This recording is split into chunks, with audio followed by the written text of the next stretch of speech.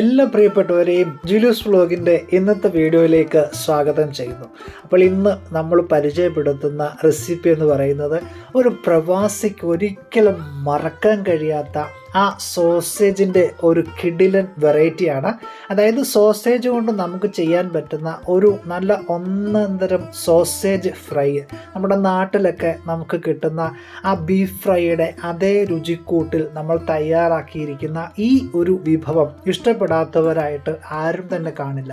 അപ്പോൾ നമുക്ക് ഇതിൻ്റെ വീഡിയോയിലേക്ക് നേരെ പോകാം. എല്ലാവരും അവസാനം വരെ ഈ വീഡിയോ കാണണം. അപ്പം നമുക്ക് വീഡിയോയിലേക്ക് പോകാം.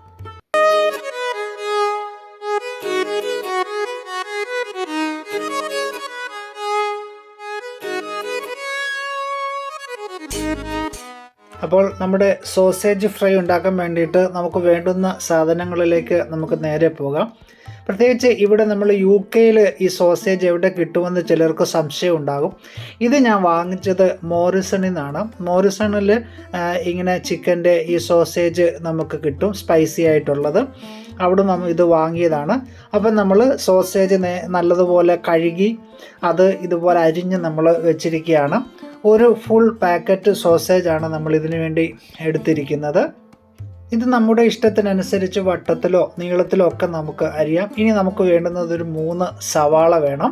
അതുപോലെ തന്നെ ഒരു 4 പച്ചമുളക്, ഒരു 3-4 അല്ലി നമുക്ക് വെളുത്തുള്ളി വേണം.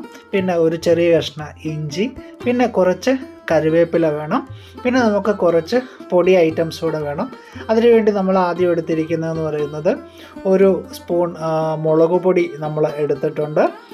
പിന്നെ ഇത് കറക്റ്റ് 1 സ്പൂൺ മുളക് പൊടിയാണ്.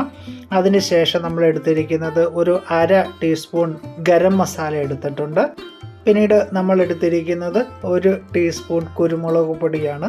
നമ്മുടെ സോസേജ് ഫ്രൈക്ക് ഒരു നല്ല എരിവ് കൊടുക്കാനായിട്ട് എത്ര കുരുമുളക് ചേർത്താലും നല്ലത് തന്നെയാണ്. നമ്മുടെ എരിവ് അനുസരിച്ച് ചേർക്കുക. പിന്നീട് 1/4 ടീസ്പൂൺ മഞ്ഞൾപ്പൊടി, അതുപോലെ തന്നെ 1 ടീസ്പൂൺ പെരിഞ്ജീരകം. ഇത് നന്നായിട്ട് ഒന്ന് കൈകൊണ്ട് തിരുമി നമുക്ക് ഇതിനകത്തോട്ടിടാം. പിന്നെ ആവശ്യത്തിന് ഉപ്പ്. ഇത്രയും സംഭവങ്ങളാണ് നമ്മൾ ഇതിനുള്ളിലേക്ക് ചേർത്തിരിക്കുന്നത്. ഇനി നമുക്ക് സവാളയൊക്കെ അരിഞ്ഞെടുക്കാം. അതായത് 3 സവാളയിൽ നിന്ന് 1 സവാള നമ്മൾ നീളത്തിൽ അരിഞ്ഞു മാറ്റിയിട്ടുണ്ട്. മറ്റ് 2 സവാള നമ്മളിതുപോലെ ചെറുതായിട്ട് കൊത്തി അരിഞ്ഞിട്ടുണ്ട്. പിന്നെ നമ്മുടെ എടുത്തു വച്ചിരിക്കുന്ന മുളക്, അതുപോലെ തന്നെ വെളുത്തുള്ളി, ഇഞ്ചി, ഇതൊക്കെ അതിൻ്റേതായിട്ടുള്ള അളവുകളിൽ നമ്മുടെ ഇഷ്ടത്തിനനുസരിച്ച് നമുക്ക് ചേർക്കാം. ഇനി അരിഞ്ഞു വച്ചിരിക്കുന്ന നമ്മുടെ സോസേജ് മറ്റൊരു പാത്രത്തിലോട്ട് മാറ്റിയിട്ട് നമ്മൾ എടുത്തു വച്ചിരിക്കുന്ന നമ്മുടെ പൊടികളെല്ലാം നമുക്ക് ആദ്യം ഇതിനകത്തോട്ട് ഇട്ട് കൊടുക്കണം. മുളക് പൊടി, അതുപോലെ തന്നെ ഗരം മസാല, പിന്നീട് നമ്മുടെ കുരുമുളക്. നമുക്ക് കുരുമുളക് പൊടി ഇനിയും ചേർക്കണമെങ്കിൽ ഇനിയും ചേർക്കാം. എരി ആവശ്യത്തിനനുസരിച്ച് നമുക്ക് ചേർക്കാം. നമ്മുടെ മഞ്ഞൾ പൊടി നമുക്ക് ചേർക്കാം. ഇത്രയും ചെയ്തതിന് ശേഷം നമുക്ക് ഉപ്പ് കൂടി നമുക്ക് ഇതിനകത്തോട്ടിട്ട് ഇത് നന്നായിട്ടൊന്ന് പുരട്ടി ഒരു 10 മിനിറ്റ് നമുക്ക് മാറ്റി വയ്ക്കണം. ഇങ്ങനെ ചെയ്താൽ സോസേജിൻ്റെ എല്ലാ ഭാഗത്തും നമുക്ക് പൊടികൾ നന്നായിട്ട് പിടിച്ചിരിക്കും. ഇനി നമുക്ക് നമ്മുടെ പാന് അടുപ്പത്ത് വയ്ക്കാം. ഒരു മീഡിയം തീയിൽ നമുക്കിത് ചൂടായതിന് ശേഷം നമ്മുടെ ആവശ്യത്തിന് നമുക്ക് എണ്ണ ചേർക്കാം. കുറച്ച് എണ്ണ ചേർക്കേണ്ടവർക്ക് അത്രയും ചേർക്കാം. ഇച്ചിരി കൂടെ നല്ലപോലെ മുരിച്ചൊക്കെ എടുക്കേണ്ടവർക്ക് കുറച്ചുകൂടെ എണ്ണ ചേർക്കാം. നമ്മുടെ ആവശ്യത്തിനനുസരിച്ച് നമ്മൾ ചെയ്താൽ മതി. അത് എണ്ണയൊന്ന് ചൂടായി കഴിയുമ്പോഴേക്കും നമുക്ക് ഇഞ്ചിയും വെളുത്തുള്ളിയും ഇതിലേക്ക് ഇട്ട് കൊടുക്കാം. അത് നല്ലതുപോലെ ഒന്ന് ഫ്രൈ ആവണം.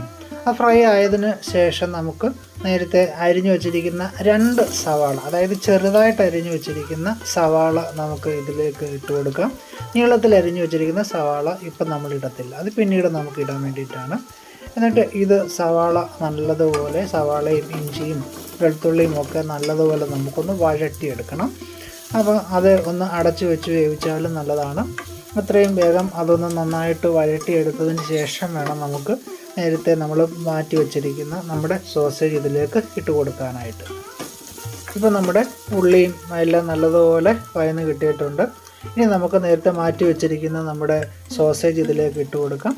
തീ ഒരല്പം കുറച്ച് വയ്ക്കുന്നത് നല്ലതായിരിക്കും. എന്നിട്ട് നല്ലതുപോലെ ഒന്ന് ഇളക്കി ഇതൊന്നുകൂടി ഒന്ന് അടച്ച് വെച്ച് നമുക്ക് ഇത് വേവിക്കണം.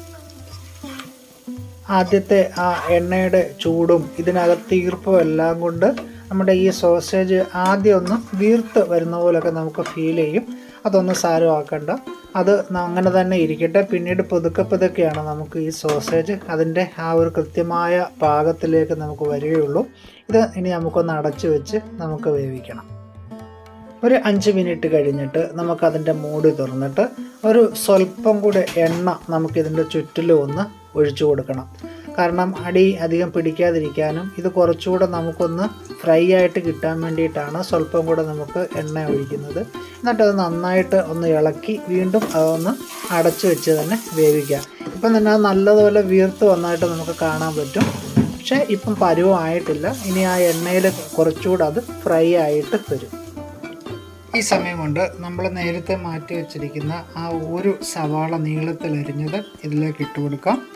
ഇതിൻ്റെ കൂടെ തന്നെ നമ്മൾ നീളത്തിലരിഞ്ഞ് വെച്ചിരിക്കുന്ന നമ്മുടെ പച്ചമുളക്, കറിവേപ്പില, അതുപോലെ തന്നെ നമ്മൾ ചെറുതായിട്ടൊന്ന് ചതച്ച് വെച്ചിരിക്കുന്ന നമ്മുടെ പെരിഞ്ചീരകം, ഇതെല്ലാം കൂടെ നമുക്ക് ഇതിനകത്തോട്ട് ഇട്ട് കൊടുത്തിട്ട് നമുക്ക് ജസ്റ്റ് ഒന്നുകൂടെ ഒന്ന് നല്ലതുപോലെ ഒന്ന് ഇളക്കി ഒരു 5 മിനിറ്റ് കൂടെ നമുക്കിതൊന്ന് ഫ്രൈ ചെയ്തെടുക്കണം.